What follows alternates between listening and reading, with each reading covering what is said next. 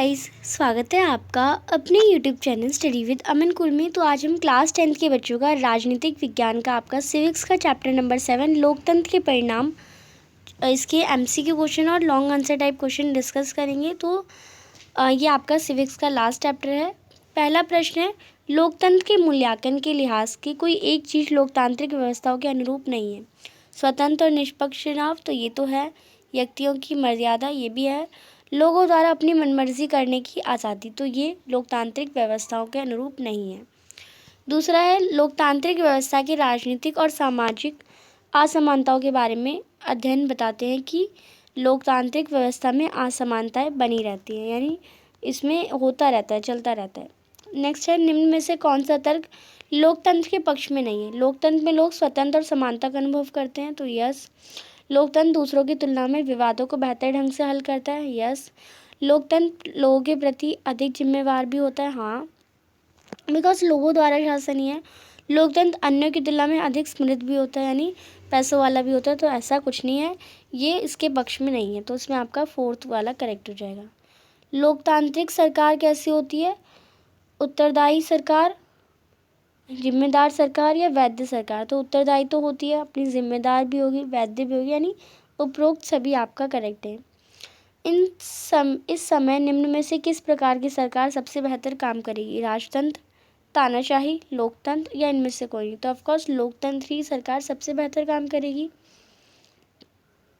छठा प्रश्न है, विभिन्न लोकतांत्रिक व्यवस्थाओं में से निम्न में से कौन सी विशेषता सब में पाई जाती है? तो उनके औपचारिक संविधान होते हैं, यस। इनके राजनीतिक दल भी होते हैं और ये नागरिकों के अधिकारों को गारंटी देती है, तो यस, तीनों ही करती है लोकतांत्रिक व्यवस्था, तो तीनों ही करेक्ट है। निम्न में से कौन सी बात अलोकतांत्रिक सरकार में नहीं पाई जाती? पारदर्शिता, ये तो नहीं पाई जाती, मतलब ये तो लोकतांत्रिक में पाई जाती है। लोगों के प्रति उत्तरदायित्व में कमी, यस, ये पाई जाती है। जनता के समर्थन में अभाव, ये भी पाया जाता है। और बड़े बड़े राजनीतिक मामलों पर चर्चा का अभाव, जहाँ अभाव, कमी, ये हो गया, तो ये अलोकतांत्रिक है। पारदर्शिता जो होती है वो लोकतांत्रिक में होती है, जैसे आप कभी भी जाके कुछ भी चेक कर सकते हैं, यानी ट्रांसपेरेंसी।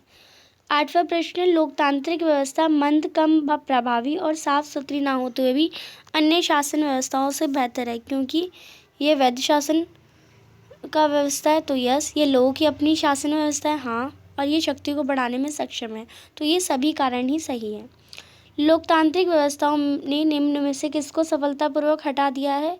राजनीतिक असमानताओं को, हाँ, ये सामाजिक भेदभाव को नहीं हटाया, आर्थिक विषमताओं को नहीं हटाया और क्षेत्रीय असंतुलन को नहीं, इसने राजनीतिक असमानताओं को हटा दिया है। 10वां प्रश्न है, लोकतांत्रिक व्यवस्था किसी अन्य प्रणाली से काफ़ी आगे है, क्योंकि ये व्यक्ति की गरिमा और आज़ादी का प्रोन्नत है करती है, तो ये पहला ही इसका करेक्ट हो जाएगा। लोकतंत्र की परिभाषा लिखो, तो जनता का शासन या जनता के लिए व जनता के द्वारा, आप कह सकते हैं लोगों द्वारा किया गया का शासन लोकतंत्र कहलाता है। फिर दूसरा है, तानाशाही का समर्थन करने वाली विचारधारा को क्या कहते हैं? निरंकुशतावाद। लोकतंत्र अच्छा है क्योंकि ये नागरिकों को समानता का अधिकार देता है। किस प्रकार की सरकार सबसे बेहतर मानी जाती है? लोकतांत्रिक। नागरिक स्वतंत्रता क्या है? तो 6 प्रकार की स्वतंत्रताओं में से एक नागरिक स्वतंत्रता भी है। सामाजिक असमानता का कोई एक रूप, लिंग भेद या जाति भेद। बहुमत के शासन का क्या अर्थ है? बहुमत का निर्णय होना। कुछ लोगों का अथवा एक दल का शासन क्या कहलाता है? तानाशाही होता है। फिर लोकतंत्र की विशेषताएं लिखिए, 5 नंबर या 3 नंबर का क्वेश्चन है। तो नागरिकों में समानताओं को बढ़ावा देता है, व्यक्ति की गरिमा को बढ़ाता है, इसमें फैसलों में बेहतरी होती है और गलतियों को सुधारने का अवसर देता है, ये लोकतंत्र। दूसरा है, लोकतांत्रिक व्यवस्था को तानाशाही से बेहतर क्यों माना गया? क्योंकि लोकतंत्र में, तो तानाशाही से इसलिए बेहतर माना जाता है क्योंकि लोकतंत्र स्वतंत्र होता है, आज़ाद होता है और निष्पक्ष चुनाव, कोई किसी पक्ष के होता नहीं है। लोकतंत्र में नीति और निर्णयों पर खुली बहस होती है। लोकतंत्र में वैध सरकार होती है और लोकतंत्र में नागरिकों की स्थिति बेहतर होती है। लोकतंत्र के सामाजिक परिणाम लिखिए, तो लोकतंत्र के सामाजिक परिणाम होंगे, व्यवस्था सद्भावनापूर्वक जीवन उपलब्ध कराती है, इसमें सामाजिक टकराव जो होते हैं वो इसकी संभावना भी कम होती है। व्यक्ति की गरिमा, स्वतंत्रता, लोकतांत्रिक व्यवस्था का आधार है और लोकतंत्र में समाज के कमज़ोर वर्गों की समानता का दर्जा देने पर बल दिया जाता है। चौथा प्रश्न है, लोकतंत्र किस प्रकार एक वैध सरकार को जन्म देता है। क्योंकि लोकतंत्र सरकार एक जवाबदेह सरकार है, वो नागरिकों को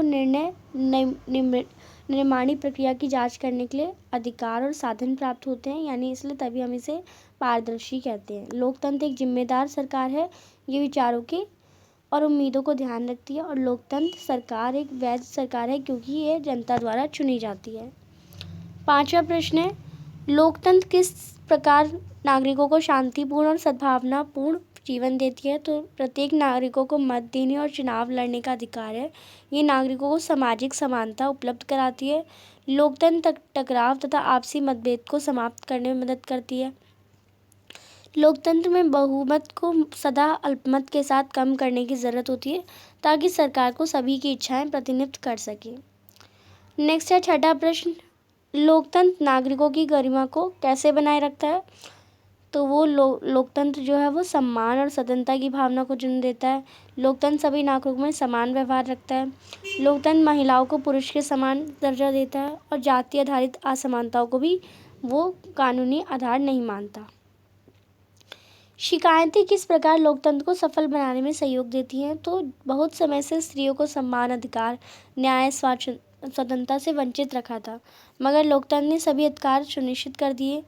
समाज के कमज़ोर वर्गों के लिए भी विशेष प्रावधान है और उचित जो प्रतिनिधित्व है उन्हें भी जातीय समूह से भी टकराव कम है। तो मतभेदों को दूर करने के लिए लोकतंत्र सार्वजनिक उपलब्ध कराता है। आठवां प्रश्न है, लोकतंत्र के सिद्धांतों को सभी के जीवन के सभी क्षेत्रों में कैसे लागू किया जा सकता है। तो लोकतंत्र फैसलों में उन सभी लोगों से राय विचार करने तथा सहमति प्राप्त करने के लिए प्रक्रिया शामिल है जो इस फैसलों से प्रभावित होने वाले हैं। सभी व्यक्तियों की जो निर्णय निर्माणी प्रक्रिया है वो भाग लेने का समान अधिकार है। किसी को धनी शक्तिशाली लोगों का विशेष अधिकार प्राप्त नहीं है, सबको समान माना गया है। फिर यहाँ पे तानाशाही सरकार की तुलना में लोकतांत्रिक सरकार की कमियाँ बतानी है। तो कमियाँ कैसे लिख सकते हैं, तानाशाही की तुलना में लोकतंत्र में निर्णय लेने में बहुत अधिक समय लगता है। यानी तानाशाही में बस एक ही राजा है, उसने जो बोल दिया वो ही होगा, और बाकी जो लोकतंत्र है वो बहुत टाइम लगाता है पर अच्छा बोलता है और मतलब टाइम लेता है पर अच्छा कानून बनाता है, क्योंकि तानाशाही में औपचारिकता नहीं होती। तानाशाही सरकार की तुलना में लोकतांत्रिक सरकार ज़्यादा खर्चीली है। तानाशाही में क्या है, एक इंसान बोलेगा, और लोकतांत्रिक में बहुत सारी जॉब अपॉर्चुनिटीज होती है, हर एक लेवल ऑफ गवर्नमेंट होता है, तो खर्चीली भी है क्योंकि यहाँ निश्चित अवधि के बाद चुनाव होते हैं। तानाशाही में उच्च स्तर पर भ्रष्टाचार हो सकता है, यानी लोग बहुत ज़्यादा भ्रष्टाचार कर सकते हैं, परंतु लोकतंत्र में हर स्तर पर भ्रष्टाचार हो सकता है, यानी इसमें बहुत ऊंचा हो सकता है, यहाँ पे हर स्तर पे भ्रष्टाचार हो सकता है। फिर ये वही क्वेश्चन आपको दे रखा है, तो ये सारे क्वेश्चन सेम वही हैं जो कि मैंने आपको करवाए। बाकी आपने अभी तक चैनल को सब्सक्राइब नहीं किया तो प्लीज़ चैनल को सब्सक्राइब ज़रूर करें, ज़्यादा से ज़्यादा दोस्तों के साथ शेयर करें और वीडियो अच्छी लगी तो इसे लाइक ज़रूर करिएगा। Thanks for watching, bye bye guys.